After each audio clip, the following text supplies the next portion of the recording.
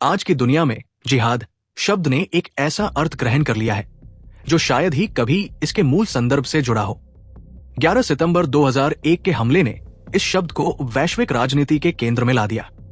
Al Qaeda और उससे प्रेरित संगठनों ने इस्लाम के नाम पर एक ऐसी हिंसक विचारधारा को जन्म दिया जिसने पश्चिमी दुनिया से लेकर मुस्लिम बहुल देशों तक हर जगह असुरक्षा की भावना पैदा कर दी। लेकिन क्या ये हिंसा इस्लाम का अनिवार्य हिस्सा है या फिर ये सिर्फ कुछ चरमपंथियों की व्याख्या मात्र है? इस सवाल का जवाब ढूंढने के लिए हमें समय में पीछे जाना होगा। 7वीं सदी के अरब के रेगिस्तान में, जहां एक ऐसे धर्म का जन्म हुआ जो आज दुनिया की दूसरी सबसे बड़ी आबादी का मार्गदर्शन करता है। ये दस्तावेज इस्लामी इतिहास के उन पहलुओं को सामने रखता है जिन पर अक्सर बात नहीं की जाती। ये कुरान और सुन्नत के उन आदेशों की पड़ताल करता है जिनका इस्तेमाल सदियों से इस्लाम के विस्तार और स्थापना के लिए किया गया। ये कोई निंदा नहीं है, बल्कि उन ऐतिहासिक साक्ष्यों को समझने का एक प्रयास है जो हमें बताते हैं कि इस्लामी जिहाद के 3 मुख्य स्तंभ क्या है: बलपूर्वक धर्मांतरण, साम्राज्यवादी विस्तार और दास प्रथा। ये वो विरासत है जिसने सदियों से लाखों लोगों के जीवन को आकार दिया है और जिसकी गूंज आज भी हम सुन सकते हैं। इस पुस्तक की शुरुआत ही एक बड़े विवाद से होती है। इसके लेखक M.A. खान ने इमाम अल-गज़ाली, जिन्हें मोहम्मद के बाद इस्लाम का दूसरा सबसे बड़ा विद्वान माना जाता है, का एक कथन उद्धृत किया है। व्यक्ति को वर्ष में कम से कम एक बार जिहाद में अवश्य जाना चाहिए। यदि बेअदबी में हो तो उन पर गुलेल से हमला करना चाहिए, भले ही उनमें स्त्रियां और बच्चे ही क्यों न हो। उन लोगों को आग में जीवित जला देना चाहिए अथवा उन्हें डुबोकर मार डालना चाहिए। ये वही गज़ाली है जिनकी शिक्षाओं को आज भी मुसलमान आदर से पढ़ते हैं। और ये केवल गज़ाली ही नहीं है। इब्न खल्दुन, जिन्हें इतिहास का सबसे महान मुस्लिम विचारक माना जाता है, लिखते हैं, समस्त विश्व को इस्लामी बनाने के मुस्लिम मिशन और समझा बुझाकर अथवा बलपूर्वक प्रत्येक व्यक्ति का इस्लाम में धर्मांतरण कराने के अनिवार्य कर्तव्य के कारण मुस्लिम समुदाय में जिहाद एक अनिवार्य मजहबी कर्तव्य है। यहाँ एक विरोधाभास है। एक और पश्चिमी विद्वान और उदार मुस्लिम विचारक ये कहते हैं कि जिहाद का अर्थ है आंतरिक संघर्ष, अच्छा विद्यार्थी होना या अपने क्रोध को वश में करना। दूसरी ओर इस्लाम के सबसे बड़े धर्मशास्त्री और इतिहासकार इसे सशस्त्र संघर्ष, युद्ध और विजय के रूप में परिभाषित करते हैं। आखिर सच क्या है? क्या ये सिर्फ एक शब्द की व्याख्या का मामला है या ये इस्लाम की आधारभूत शिक्षाओं का ही हिस्सा है? ये समझने के लिए कि जिहाद का सिद्धांत कैसे आकार लेता है, सबसे पहले हमें इस्लाम की आधारभूत मान्यताओं को समझना होगा। एक मुसलमान के लिए इस्लाम केवल एक आध्यात्मिक धारणा नहीं है, बल्कि ये जीवन जीने का एक संपूर्ण तरीका है। एक ऐसी संहिता जो राजनीति, समाज, अर्थव्यवस्था और युद्ध सभी को नियंत्रित करती है। ये एक सर्वव्यापी प्रणाली है, जीवन की संपूर्ण संहिता। इस संहिता के 2 मुख्य स्रोत हैं। पहला, अल्लाह की वाणी जो कुरान में सुरक्षित है, और दूसरा, रसूल मोहम्मद का जीवन, उनके कथन और कार्य, जिसे हदीस या सुन्नत कहा जाता है। कुरान में अल्लाह बार बार मुसलमानों को निर्देश देता है, अल्लाह की आज्ञा और उसके रसूल का पालन करो। कुरान 3:32, 4:03, 4:59, 4:69 आदि ये सिर्फ एक सुझाव नहीं है, ये एक आदेश है और ये आदेश इस्लामी आस्था का केंद्र है।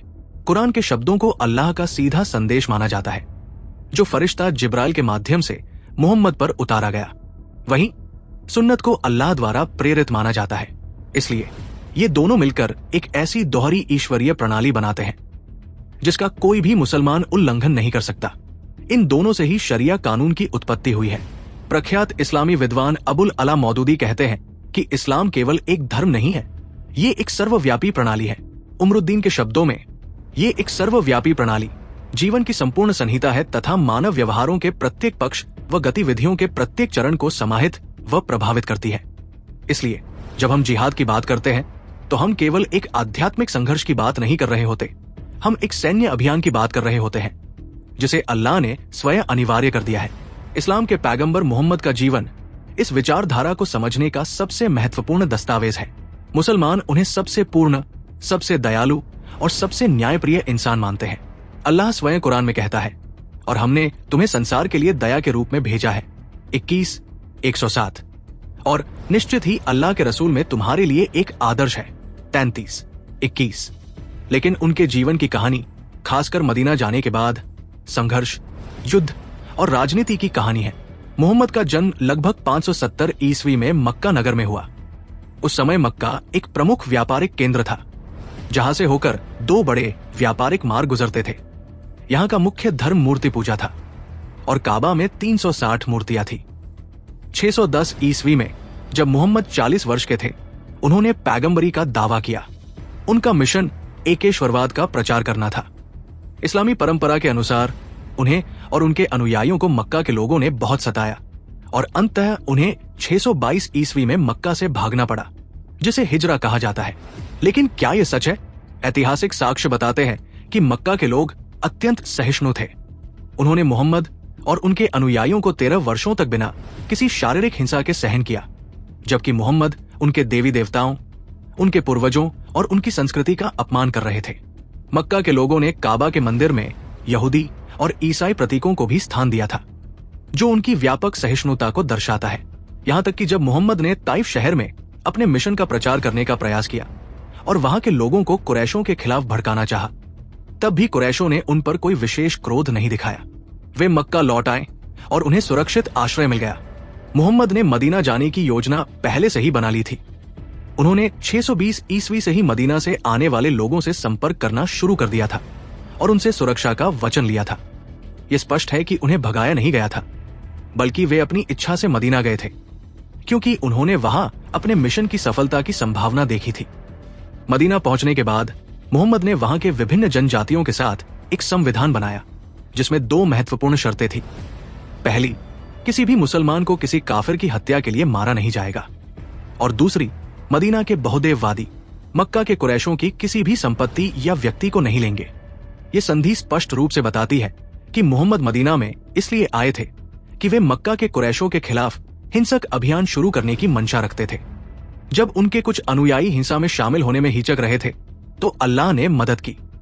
कुरान की आयतें उतरनी शुरू हुई, जिनमें हिंसा को वैध ठहराया गया। आयत 2, 190 ने कहा, अल्लाह के मार्ग में उनसे लड़ो जो तुमसे लड़ते हैं। और फिर आयत 2, 191 ने और स्पष्ट किया, उन्हें जहां पाओ काट डालो और उन्हें वहां से मार भगाओ जहां से उन्होंने तुम्हें हटाया है। इस संदर्भ में उपद्रव या दबाव का अर्थ था मूर्ति पूजा पर अडिग रहना, यानी इस्लाम स्वीकार करने से इनकार करना। अल्लाह की नजर में इस्लाम को न मानना हत्या से भी बड़ा अपराध था। हिंसा का पहला सफल प्रयोग 624 ईस्वी में नखला में हुआ। रजब के पवित्र महीने में जब युद्ध वर्जित था, मोहम्मद ने अपने एक दल को मक्का के व्यापारिक कारवां पर हमला करने का आदेश दिया। इस हमले में एक व्यक्ति मारा गया और 2 बंदी बना लिए गए। इस रक्तपात ने मदीना के लोगों में असंतोष पैदा कर दिया, लेकिन अल्लाह ने तुरंत एक आयत 2:217 उतारी, जिसमें कहा गया कि अल्लाह के मार्ग में जाने से रोकना, अल्लाह को नकारना और मस्जिद हराम से निकालना उस रक्तपात से भी अधिक गंभीर अपराध है। इसके साथ ही मक्का के लोगों के खिलाफ जिहाद को ईश्वरीय स्वीकृति मिल गई। मार्च 624 में मोहम्मद ने बद्र के युद्ध में एक विशाल कुरैश सेना का सामना किया।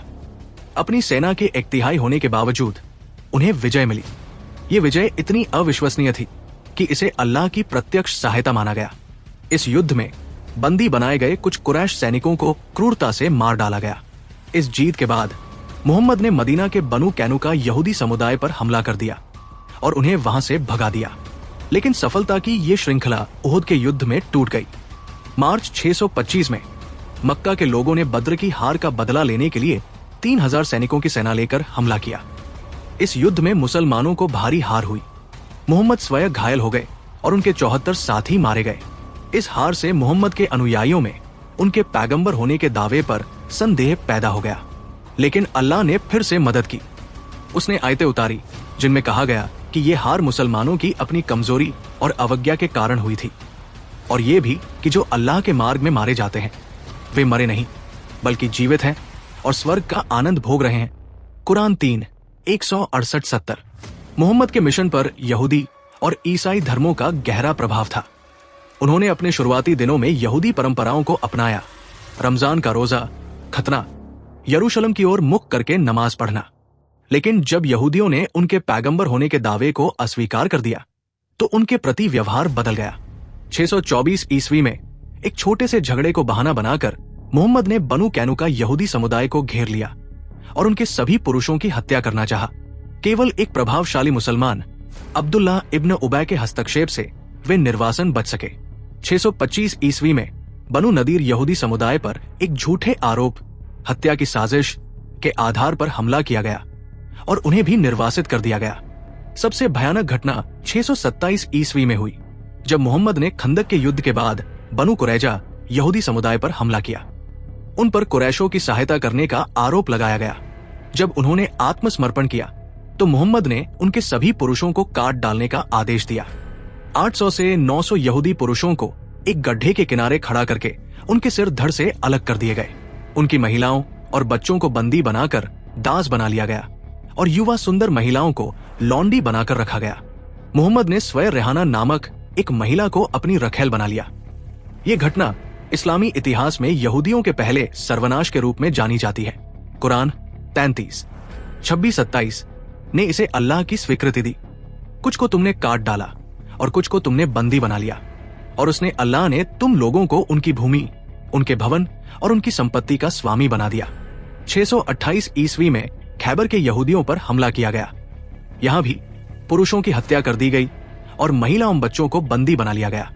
सुंदर सफिया नामक महिला, जिसके पति और परिवार को मार दिया गया था, को मोहम्मद ने अपने लिए रख लिया। जीवित बचे यहूदियों को अपनी उपज का आधा हिस्सा मुसलमानों को कर के रूप में देने पर अपनी भूमि पर रहने की अनुमति दी गई। बाद में दूसरे खलीफा उमर ने अरब प्रायद्वीप से सभी यहूदियों और ईसाइयों को निकाल बाहर किया, जैसा कि मोहम्मद की अंतिम इच्छा थी। ईसाइयों के साथ व्यवहार भी अंततः इसी प्रकार का हो गया।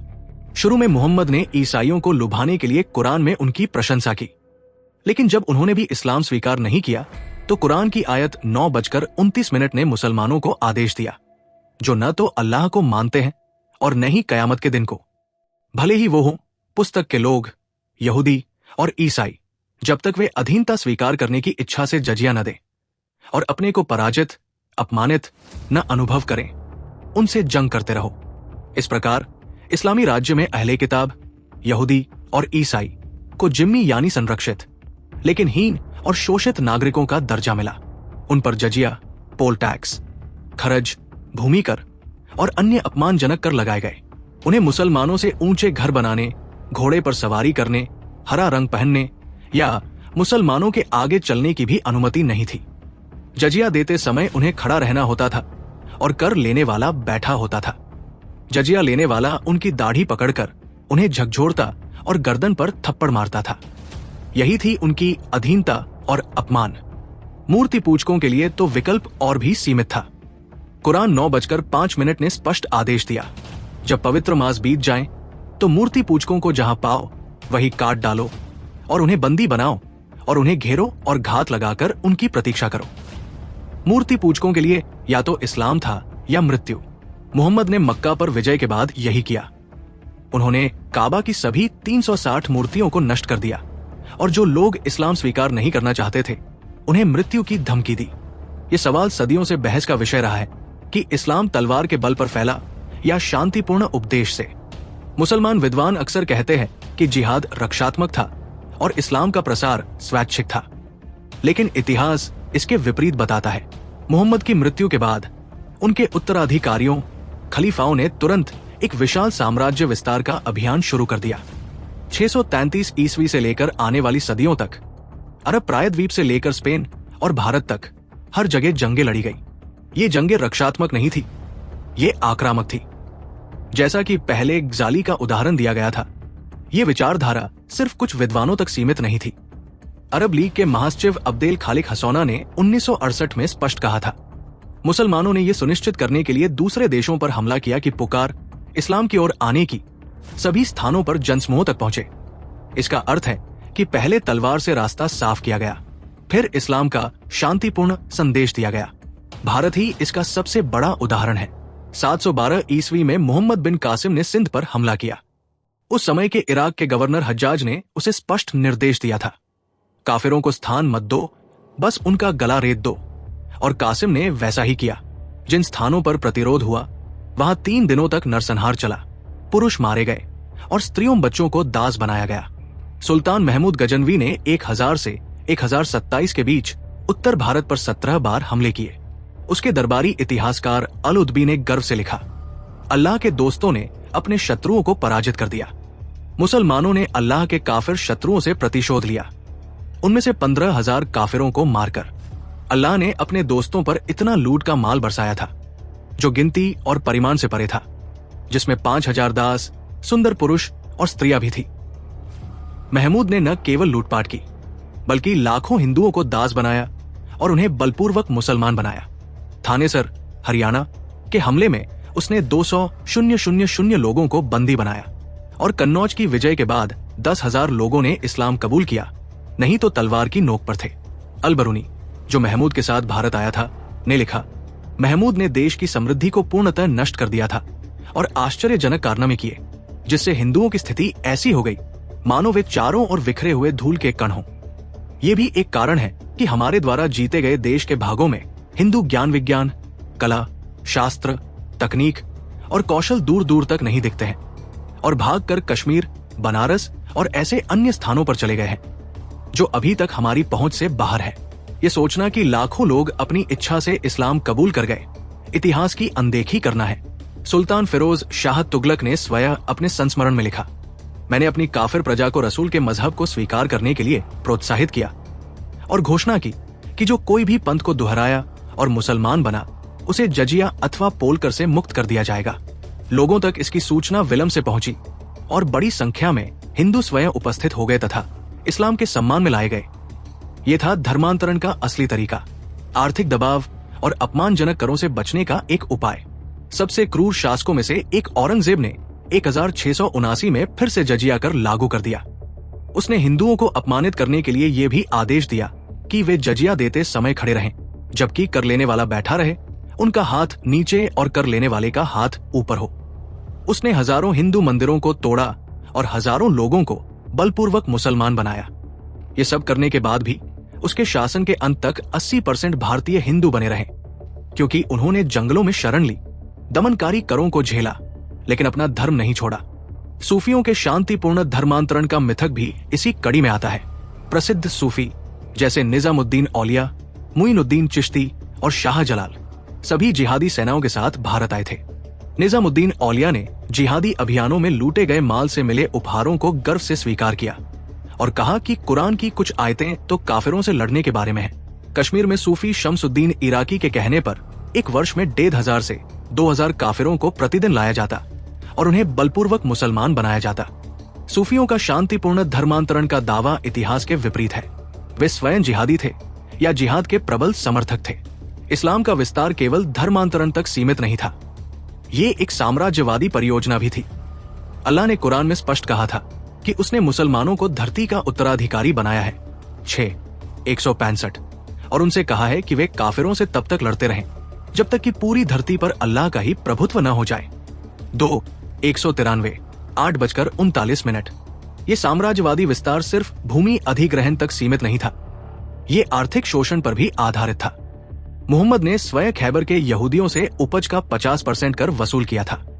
उनके बाद के खलीफाओं ने जीती गई भूमि पर खरज, भूमि कर और जजिया, पोल टैक्स लगाया। ये कर इतने दमनकारी थे कि हिंदू किसान अपनी स्त्रियों और बच्चों को बेचने पर मजबूर हो जाते थे। सुल्तान अलाउद्दीन खिलजी के समय एक वैद्य ज्ञानी ने कहा था, हिंदू स्त्रियां और बच्चे मुसलमानों के द्वार पर भीख मांगने निकल पड़े।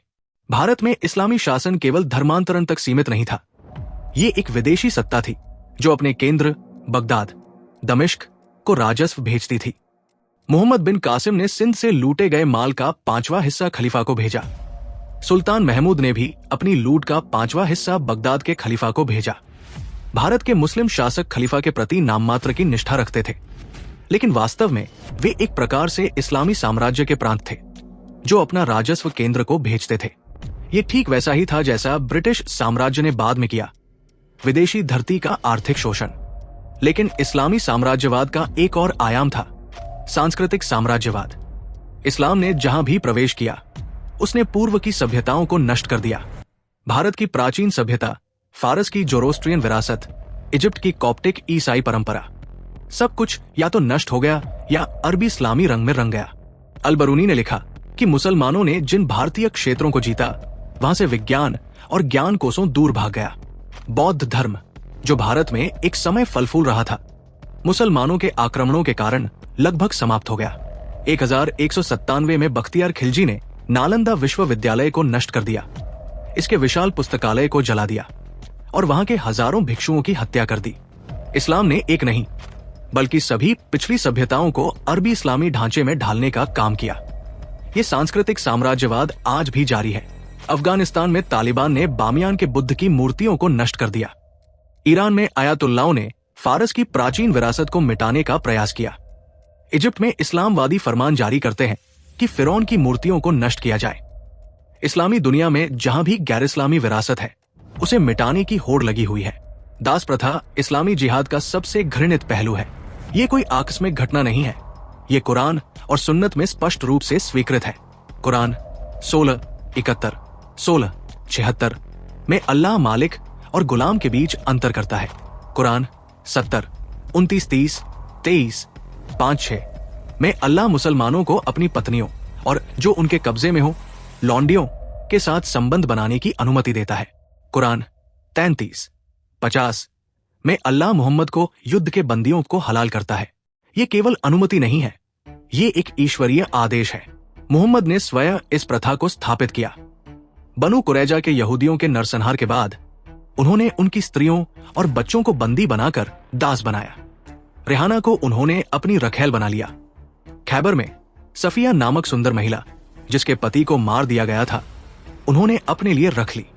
यही उनका प्रतिदर्श मॉडल बन गया। इस्लामी इतिहास में दास प्रथा का व्यापक प्रचलन था। मोहम्मद बिन कासिम ने सिंध में 3 वर्षों में लगभग 3 लाख लोगों को दास बनाया। सुल्तान महमूद ने अपने अभियानों में लाखों दास बनाए। अलुदबी लिखता है कि 100102 के अभियान में उसने 500,000 दास बनाए। सुल्तान अलाउद्दीन खिलजी के पास 50,000 दास थे और फिरोज शाह तुगलक के पास 180,000 दास थे। दासों को न केवल घरेलू कामों में बल्कि फौजों में, शाही हरमों में और भवन निर्माण के कामों में लगाया जाता था।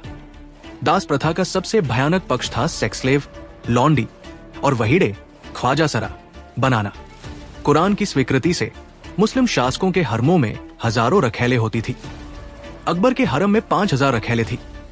जहांगीर और शाहजहां के हरम में भी 5,000 से 6,000 रखैले थी। मोरक्को के सुल्तान मौले इस्माइल के हरम में 4,000 रखैले थी और उसकी 2,000 से 4,000 पत्नियों और यौन दासियों से 1,200 बच्चे हुए। ये केवल शासकों तक सीमित नहीं था, हर मुस्लिम घर में लौंडिया होती थी। वहीड़े, नपुंसक बनाने की प्रथा भी व्यापक थी। अफ्रीका में मुस्लिम दास व्यापारी लाखों अश्वेतों को पकड़ते थे, उनका खतना करके उन्हें वहीड़ा बनाते थे। इस प्रक्रिया में 80 से 90% लोग मारे जाते थे। ये एक ऐसी मानवीय त्रासदी थी जिसकी तुलना शायद ही किसी अन्य सभ्यता में मिलती है। मुगल बादशाह जहांगीर के एक अधिकारी के पास 1,200 वहीड़े दास थे। औरंगजेब के समय में एक वर्ष में 20,000 बच्चों को वहीड़ा बनाया गया। ये वहीड़े हरम की पहरेदारी करते थे और शासकों के सबसे विश्वसनीय सेवक बनते थे। इस्लामी दास व्यापार इतना व्यापक था कि इसने अफ्रीका और एशिया के बड़े हिस्से को अपनी चपेट में ले लिया। अनुमान है कि 1.4 करोड़ अश्वेत अफ्रीकी इस्लामी दास व्यापार में पकड़े गए और इस प्रक्रिया में 80 से 90% की मौत हो गई। यूरोपीय लोग भी इससे अछूते नहीं थे। उत्तरी अफ्रीका के बारबरी समुद्री डाकुओं ने 1530 से 1780 के बीच 10 लाख से अधिक यूरोपीय और अमेरिकी नागरिकों को बंदी बनाकर दास बनाया। थॉमस पेलो, एक अंग्रेज जो 1715 में बंदी बना, ने अपनी डायरी में लिखा कि कैसे उसे सुल्तान मौले इस्माइल के महल में यातनाएं दी गई और उसके साथियों को बलपूर्वक इस्लाम कबूल करने के लिए मजबूर किया गया। जब यूरोप ने 19वीं सदी में दास प्रथा पर प्रतिबंध लगाया तो मुस्लिम दुनिया में इसका प्रबल विरोध हुआ। उस्मानी साम्राज्य ने 1855 में दास व्यापार पर प्रतिबंध लगाने की घोषणा की तो अरब प्रायद्वीप के उलेमाओं ने फतवा जारी कर कहा कि दास प्रथा पर प्रतिबंध लगाना पवित्र शरिया के विरुद्ध है और तुर्क उस्मानी काफिर हो गए हैं। सऊदी अरब ने 1962 तक दास प्रथा को वैध रखा। मॉरिटानिया ने 1980 में दास प्रथा पर प्रतिबंध लगाया, लेकिन ये आज भी वहां मौजूद है। सूडान में 1980 के दशक से दास प्रथा फिर से शुरू हो गई, जहां सरकार समर्थित अरब मिलिशिया ने हजारों अश्वेत ईसाइयों और जीववादियों को बंदी बनाया और उन्हें दास बना दिया। ये सिलसिला 2000 के दशक तक जारी रहा। ये दस्तावेज इस्लामी इतिहास के उस पक्ष को सामने लाता है जिसे अक्सर नजरअंदाज कर दिया जाता है। बलपूर्वक धर्मांतरण, साम्राज्यवादी विस्तार और दास प्रथा जिहाद के वे 3 मुख्य स्तंभ हैं जिनकी स्थापना स्वयं रसूल मोहम्मद ने की थी। उनके बाद के खलीफाओं और शासकों ने इसे अपनाया और सदियों तक इसे जारी रखा। आज जब हम दुनिया भर में इस्लामी चरमपंथ के उदय को देखते हैं तो ये समझना जरूरी है कि ये कोई आकस्मिक घटना नहीं है। ये उन मूलभूत शिक्षाओं और ऐतिहासिक प्रतिमानों की पुनरावृत्ति है जिन्हें सदियों से सिखाया और मान्यता दी गई है। सऊदी अरब के तेल के धन ने दुनिया भर में इसी विचारधारा को फैलाने का काम किया है। अल-कायदा, ISS और इसी मानसिकता के अन्य समूह उसी पवित्र युद्ध की अवधारणा को जी रहे हैं जिसे 7वीं सदी के अरब के रेगिस्तान में आकार दिया गया था।